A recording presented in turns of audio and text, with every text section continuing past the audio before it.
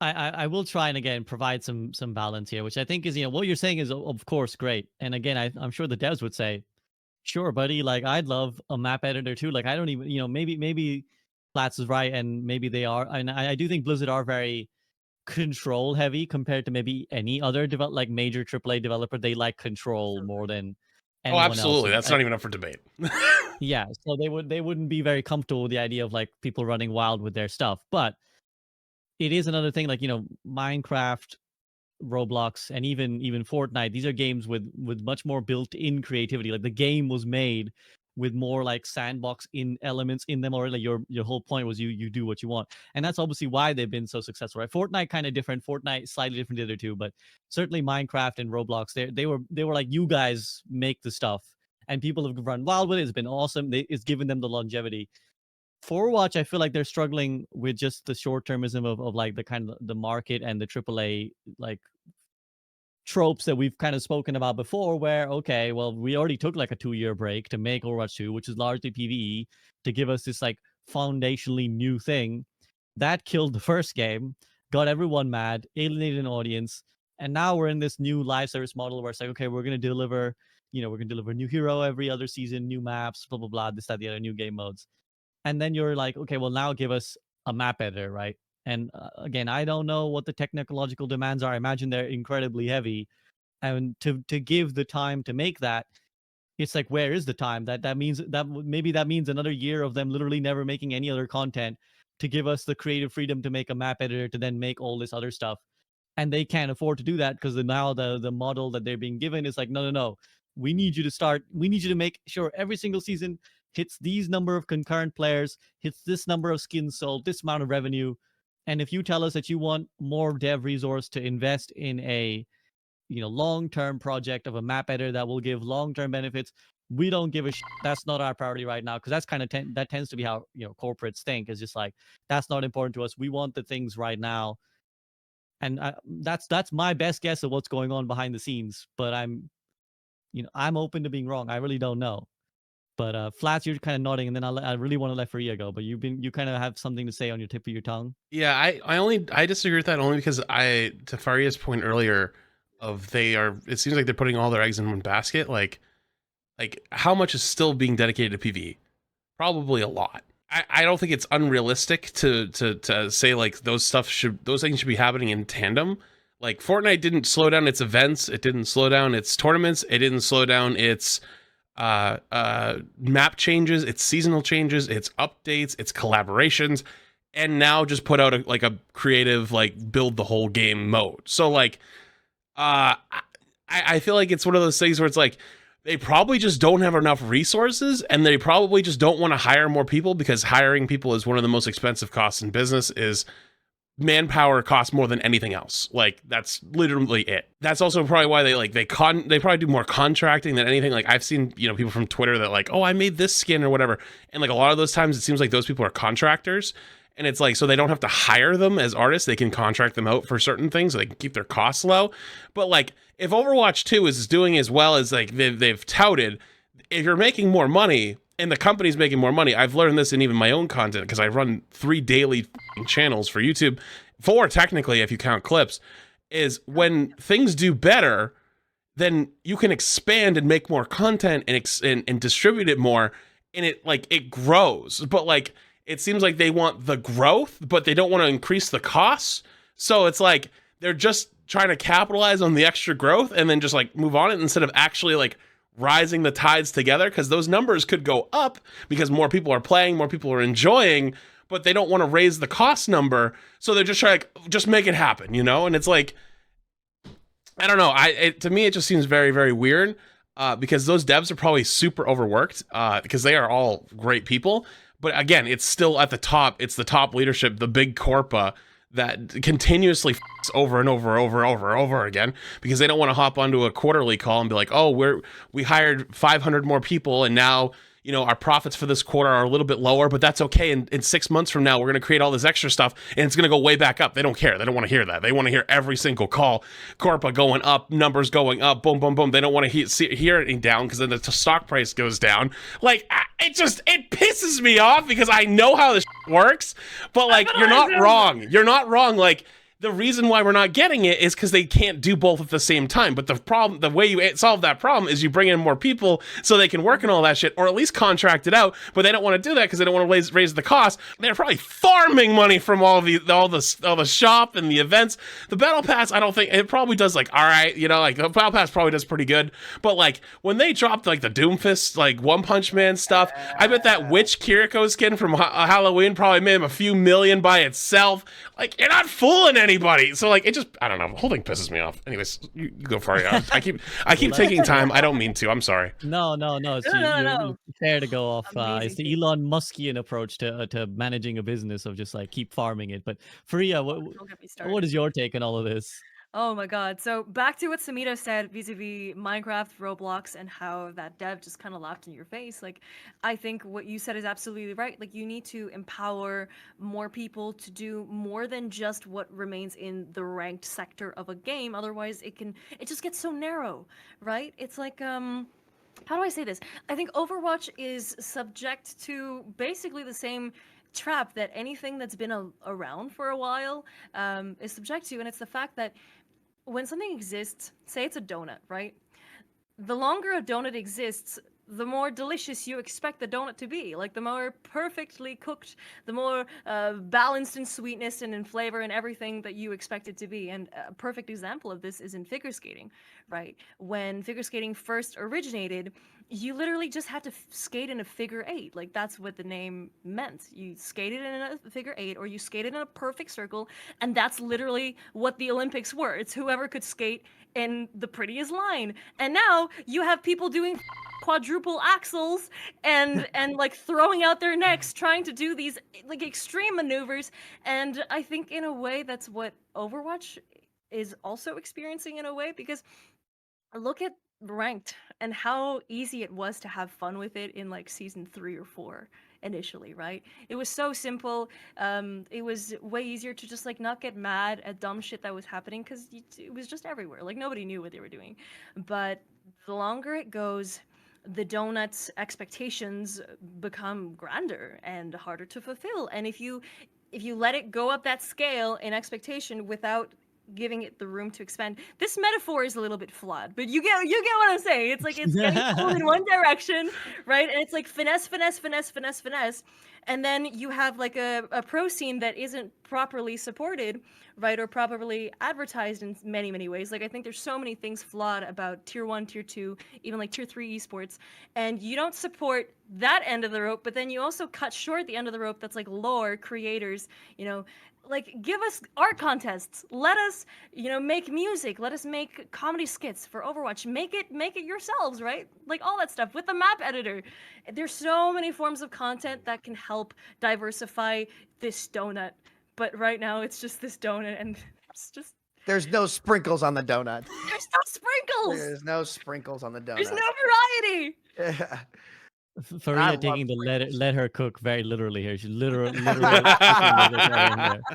here. Yeah, also straight out of Everything Everywhere All at Once, I feel like this almighty donut that must encapsulate everything. No, I think you're totally right. Like, the longer the game goes on, the more you need to keep adding stuff to draw the person in. Because if they were, and that's kind of what the PvE was all about, right? It's like, if you weren't drawn in by the PvP of Overwatch, 2 years later, you're not gonna come now. It's gonna be like, oh fella, come play our PvP. Why? We added 2 heroes. I didn't like the third you had before. Like, I don't care about the 2 new ones. Like, what do you mean? So like, you have to add the new thing, and then we don't have the new thing. And I mean, Sam, you were kind of nodding along, so I want to let you chime in as well.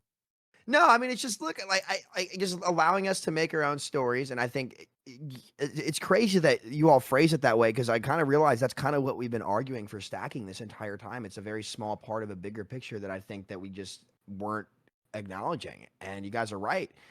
It'd just be awesome to see.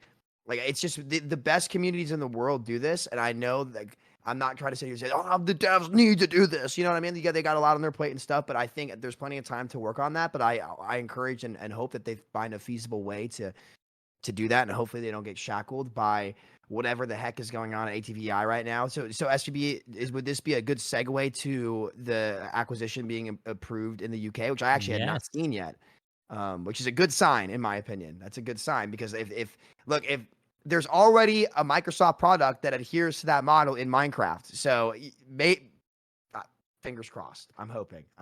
But if you want to Right. segue to that. Yeah. No, so this brings a good point to another point that people I think in chat raised more rightly is that perhaps another reason why they're not expanding too much is because they are about to be the subject of an acquisition, which is Yeah. a fair business practice to not hire a bunch of people, then have new management, and then potentially sack all those people.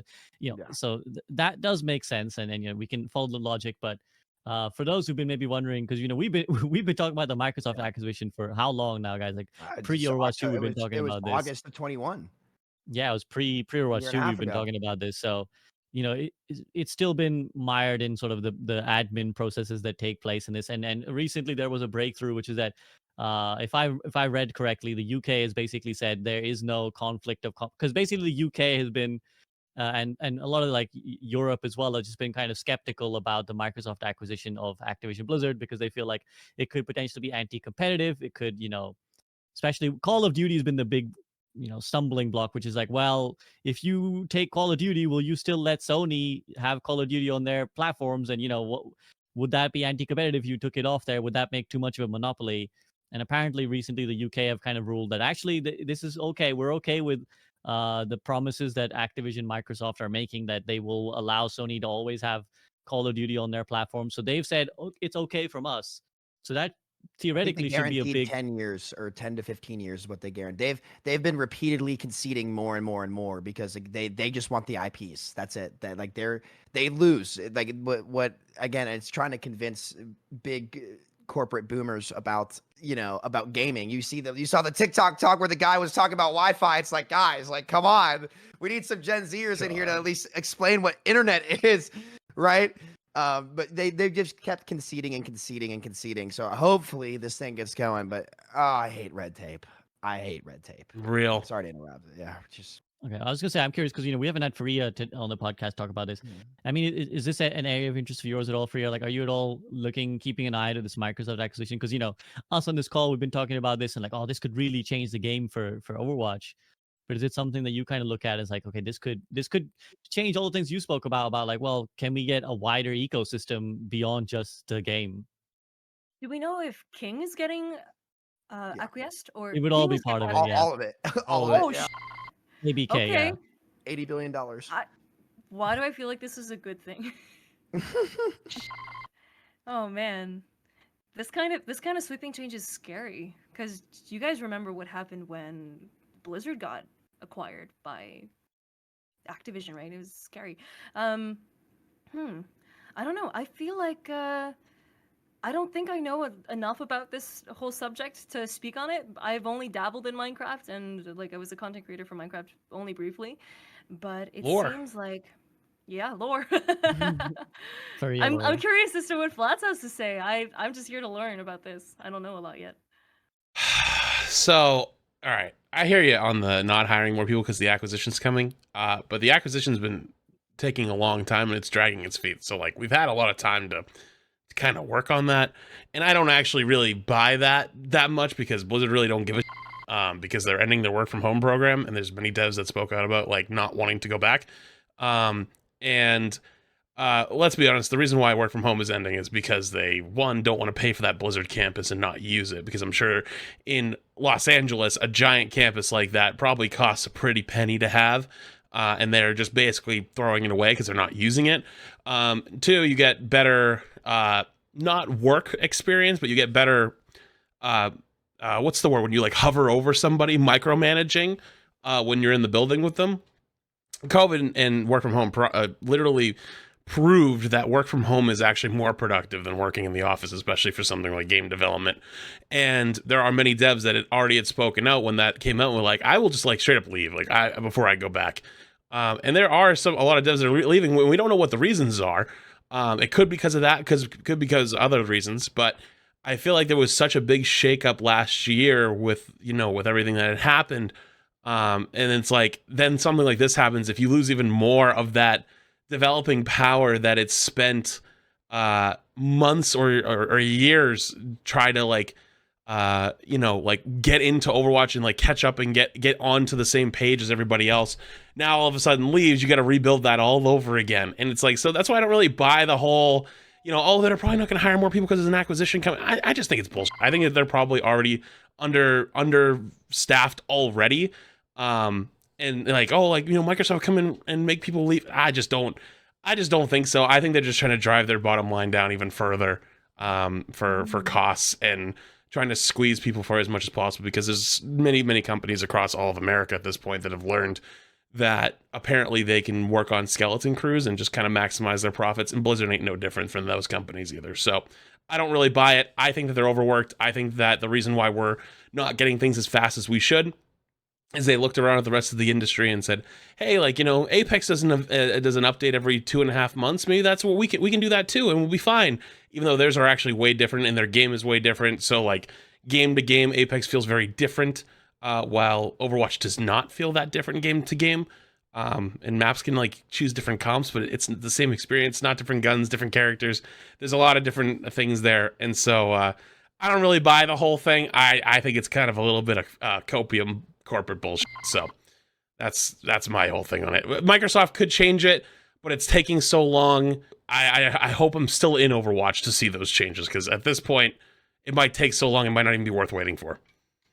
No, I hope that Microsoft will be better to people working on Overwatch and these other IPs than Activision and King have, because I I I despise King's business practices. Like, they got Candy Crush to be the highest grossing mobile game using the most manipulative goddamn game design tactics. Sorry, this is a little bit of a tangent. Can I delve into this a You're little good. bit? Spit. No, You're it's good. real. All right, let's go. So Candy Crush makes all its money is from microtransactions, from people buying extra turns, and the way that it works so well for them is because they have this whole game that's built similar to the concept of like Bejeweled. Do you guys remember that game? Yes. It was like match 3. But the reason Bejeweled didn't do as well was because Bejeweled was a puzzle. Every single time you loaded into a game, the arrangement of how the gems would fall was always the same. So you had to just solve where it was and you could progress. The thing is, Candy Crush realized that if you randomize it, but you get an algorithm that makes it so that the player is always one turn away from a very visible victory, because with Bejeweled, again, your victory condition was, hey, get like 23 million points, which is really hard to see on a screen. Whereas Candy Crush was like, destroy 5 blocks of ice, right? It makes it so much more easy to quantify for a player and to see just when you're one turn away from winning. And so they use that and they exploit just millions of mobile gamers, and they make so much money doing that, and it's predatory. I hate it. Y'all got phones? I'm sure that they've learned from them. So do you feel like that's something, a trend Microsoft would continue, or do you feel like Yes. you just They wrote an $80 billion check. Yeah, they absolutely would look to find ways to monetize. The question is, could they like? I wouldn't mind more monetary practices if it's actually enabling your community to build great things and have them win too, the same way that Minecraft did and the same way that Roblox does, minus the pay to win. Then it's okay. Exactly. Like, imagine if they had like a open art program or something where, I guess this probably would never do it, but imagine if like more artists were able to just go create skins on their own time and have them submit for the game, and if Blizzard approves it, they get a kickback on each skin that's sold, right? Now, again, that would be a little bit too much more like Fortnite. That would never and wouldn't happen, fit Sam. Overwatch. That's I big know it would Blizzard. never happen. But you're nailing it, though. I'm not saying just Overwatch, but like Microsoft in general for like all the IPs, like stuff like that. And it wouldn't happen in Overwatch, but in other games, like stuff like that creates win-win-wins that would allow you to sell a quantity that justifies, like, look, it's $80 billion. They bought Bethesda for 8. That's all. Like, they bought Bethesda for 8 and ABK for 80. Okay, that is an insane number. Well, if it goes through, but I think it was 79 technically, but whatever. Sam, you're talking about like rev share with artists. We don't have a creator codes. That's literally never going to happen. Touche. I just think it'd be cool to see that. You're right, though. You're right. I think there was a big expectation with going free to play. We're all going to ramp up. Like, the game makes more money, more content should keep coming. Has the content really ramped up? I would actually argue not really. So hear me out. There's the new seasonal model, right? Which is fine. I think that's good. Every game should have some sort of seasonal model. We still have the mini events, which is great that we don't have to wait for holidays to have events anymore. That's a W. But the hero schedule's kind of back on Overwatch 1 schedule, right? Which is fine. Like that, the Overwatch polishes the shit out of those heroes, so it's fine. Yeah. But it ended. Like there's nothing beyond that. So the ramp up of cash probably has happened, but there was no catch up in content. So you're nailing it, Sam. You're nailing it. Like we kind of expect more to come, because obviously things are going better. Unless they're not actually going better, which I would be very surprised at, because that fourth quarter, I read it here last time. I read that thing from their end of year quarterly call, that in quarter 4 last year they made the most money they've ever made, like ever. So again, corporates going, we are making record profits, and then we don't get more. The devs don't get more. They're not getting more people to work with, so they're less stressful. They then now have to commute, which, by the way, commuting in LA, gas is like $5 a gallon, and you spend an hour and a half in traffic each way. So now you gotta live there, which is really expensive. You gotta commute there, which is really expensive, and it wastes a lot of time. You don't have the comfort from home. Where's the benefits to the corporate profits? We're not getting it. They're not getting it. So I'm with Sam all the way on this one. It's I don't know. I think we're kind of getting screwed a little bit, and I want to see more stuff come out, and I also want to see them have a better life. I want to see them be able to make more stuff, make more cool shit, and not have to sit here and have the conversation of, well, yeah, that could be doable, but what if they have to turn off it for a year like Overwatch 1? That should literally never happen.